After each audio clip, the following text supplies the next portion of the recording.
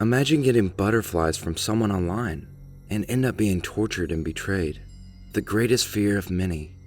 When you meet someone online, it's always a guess if the person will be the same in real life.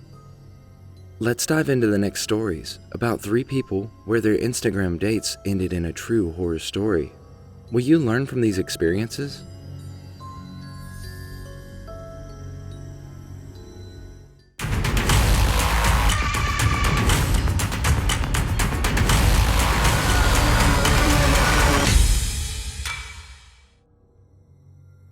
Welcome to your next Chills Before Sleep.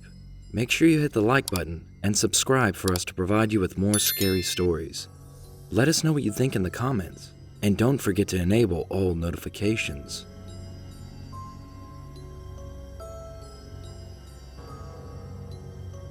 I'm a 52-year-old widower named Michael. I have 2 daughters, an 18-year-old named Casey and a 23-year-old named Brenda.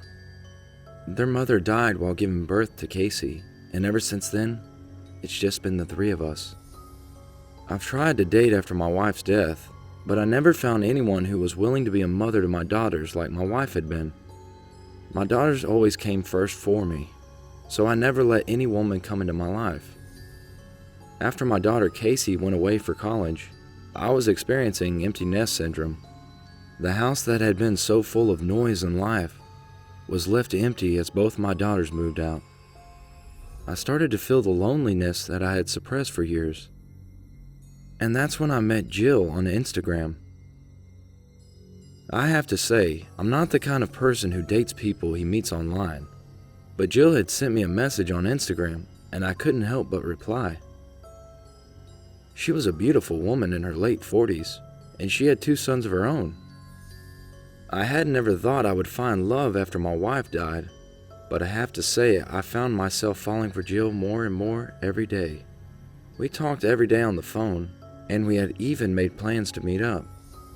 These plans came to fruition one Sunday when I invited Jill for dinner at my place. She was more than delighted to accept my offer. Sunday came and I was waiting at my place with the table set. I had made some pasta carbonara for her and had opened up a bottle of red wine.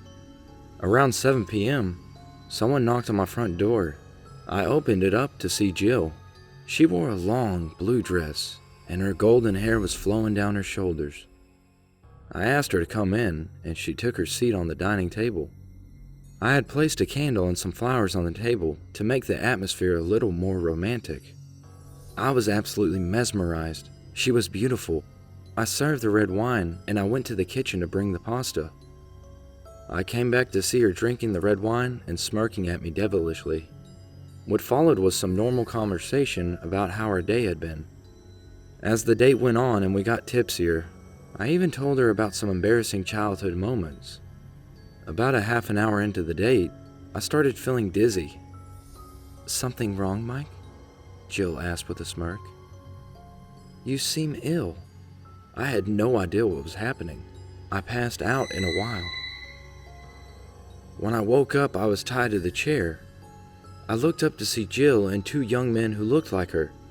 I assumed they were her sons. "Up yet, Mikey?" asked the shorter man. They had baseball bats in their hands. I was incapacitated. "Hello, Michael," said Jill. "Happy to have you back with us." They were going to rob me. That much was clear. I wondered whether they were going to kill me as well. "If you cooperate with us, you'll have no problem," said the other man. I was scared for my life. They were already in the process of gathering my belongings and shoving them in their bags when I woke up. I wished that they would just take the things and leave. "Why me?" I asked, looking at Jill. I felt betrayed. I had thought that we had a solid connection, but instead she conned me.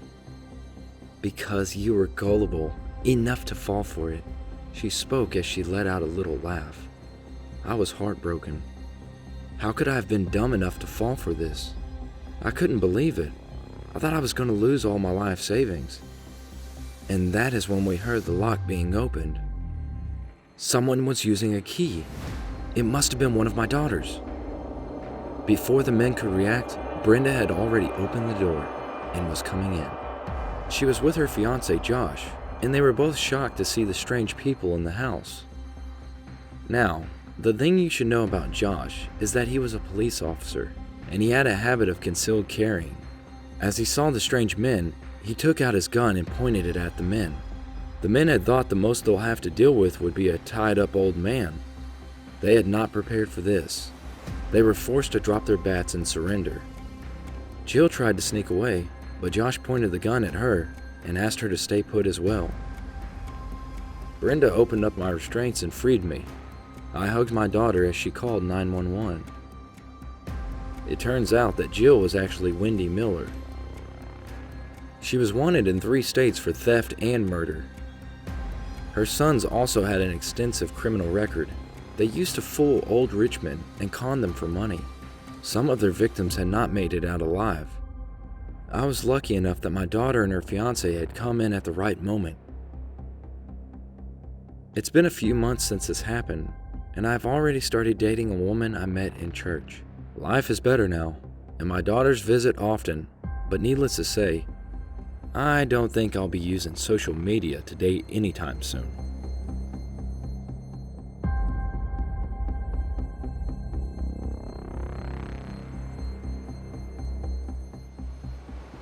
Hello, I'm Dell, and I'm a 24-year-old working in IT. I've always been a shy and quiet kid. I've never made a lot of friends, and I can never really integrate with my high school peers. I always felt a divide, a sense of me and them. As I've grown up, I've become more social and open. I've also given in to peer pressure and opened up an Instagram account. Even though I was never really friends with a lot of people in high school, I have to say it was fun reconnecting with old peers and finding out how everyone was doing. I followed everyone that was in my class in high school, and then I got suggested the profile of Cynthia Matthews. She had been the queen bee of our high school, the most beautiful girl you could ever meet. I have to say, I had a massive crush on her in high school. I checked out her profile. She seemed to be an influencer with a good amount of following. I took a chance and slid into her DMs.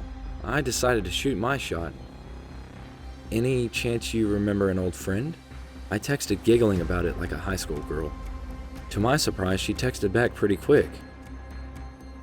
Well, someone sure had a glow up. I couldn't help but blush. Needless to say, we talked all night. She was just so easy to talk to and open up to. And of course, it's fun to talk to someone when you know it was a pretty girl on the other end. We talked a lot the next day, and then the whole week, the whole month, and so on. We'd been talking for 3 months now when I got the invitation for a high school reunion in my emails. As soon as I saw the invitation, I texted Cynthia about it. She said she couldn't be there at the reunion because she was busy that weekend. I really tried to persuade her to go, but she didn't want to. I had asked her to meet up a few times before, but she had always declined. I pleaded with her to come to the reunion, but she said she couldn't. I was dejected, but I couldn't let it affect me. I let the day of the reunion come. I went to the reunion, and I honestly had fun there. I had met some of my old peers and found out who had gotten married, had kids, gone bald, or grown fat. It was honestly fun. I also met one of my old buddies, Blake, there. He had married a Filipino woman and had even had a kid. He asked me if I had a significant other as well. I told him I wasn't really dating anyone, but I had been talking to Cynthia for a while. Cynthia? He said, appearing shocked. Cynthia Williams, our old homecoming queen? I nodded in agreement, trying my best not to smirk. Blake's face went completely pale. He looked like he was about to drop the glass of wine that was in his hand. Dell, he said, horrified. She died 6 months ago. I did not believe Blake at all. I looked back at the Instagram account. All the texts I had exchanged with Cynthia were gone. All that was left was her account, and all her pictures were older than 6 months. All the comments on her posts were saying rest in peace and mourning her. I was shocked to see this. I had no idea that Cynthia had passed away. I left the reunion immediately because I was suddenly feeling very weirded out. I went back home and tried to search her name online. Sure enough, articles of a car crash started showing up. Cynthia had died 6 months ago when her car collided with an oncoming truck. She had died on impact. I felt solace in the fact that it had been a quick death. I mourned her, but the truth is that I was never able to get to know her. I don't know who I was texting on Instagram. It may have been someone who had access to Cynthia's account, or it may have been Cynthia reaching out from beyond the grave. Even though the latter seems like an insane idea, if I learned anything from this whole experience, it was that if you love someone, you should always tell them before it's too late. And needless to say, I never tried to date anyone on Instagram again.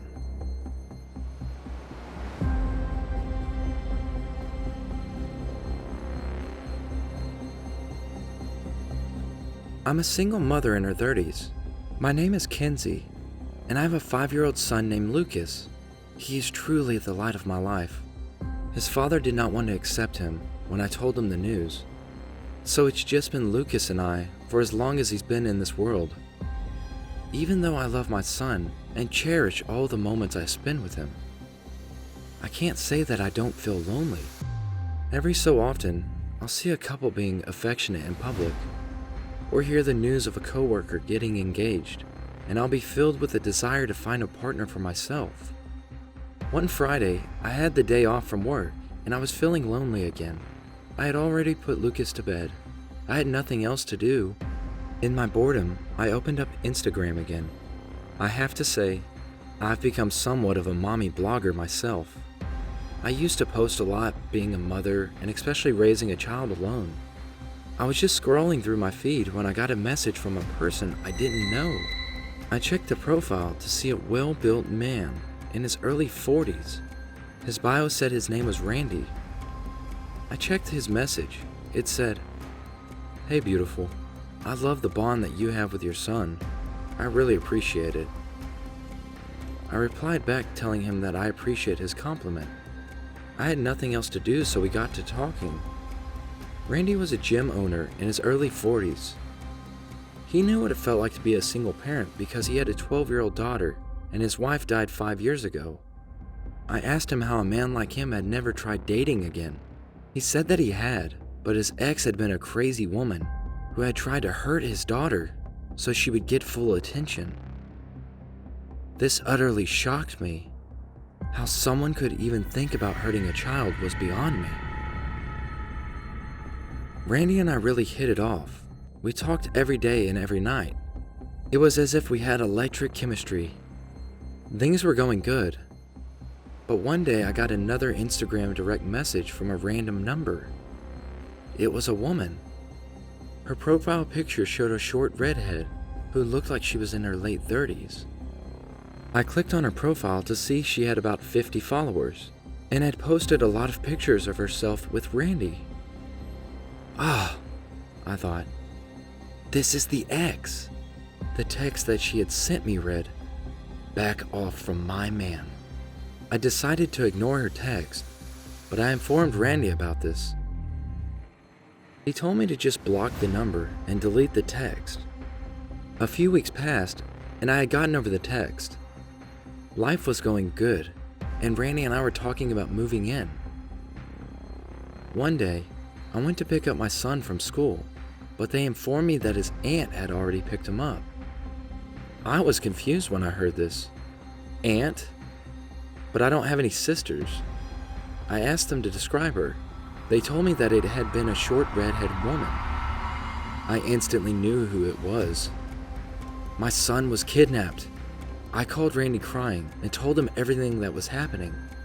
She must have stalked my Instagram to know which school my son goes to. He gave me the coordinates to his ex's house and told me to meet there. I immediately jumped into my car. It was an old apartment complex. Randy held my hand and guided me through its hallways. Together we stood in front of apartment 303. Randy knocked at the door and said, "Open the door now." The door was instantly opened by the red-haired woman. She hugged him and said, "Finally, you're back. I knew you loved me too." I could see my son sitting on the sofa inside the apartment, so I rushed in to get him. He was happy to see me, and I was so relieved that I felt like I was going to cry. "Go sit in the car," Randy said. I obeyed him, and Lucas and I exited the apartment building. We waited in the car together for about 10 minutes. Then Randy came down. He entered the car and he looked very angry. I didn't say anything for the whole ride back home.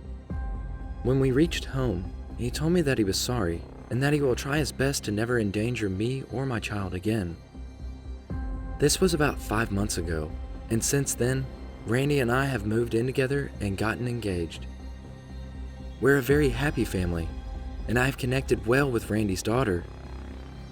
And as for his ex, Randy filed a restraining order against her, and we never saw her again. I'm so glad to have found an incredible fiance like Randy, but I will always be aware of this crazy woman who kidnapped my son and stalked me online. Thank you for watching this video. Have you experienced a similar situation or another scary experience? Don't hesitate to submit your story by email or in the comments section down below. Ready for your next chills before sleep? Make sure you hit the like button and subscribe for us to provide you with more scary stories. Let us know what you think and don't forget to enable all notifications. Be the first ones to get the chills.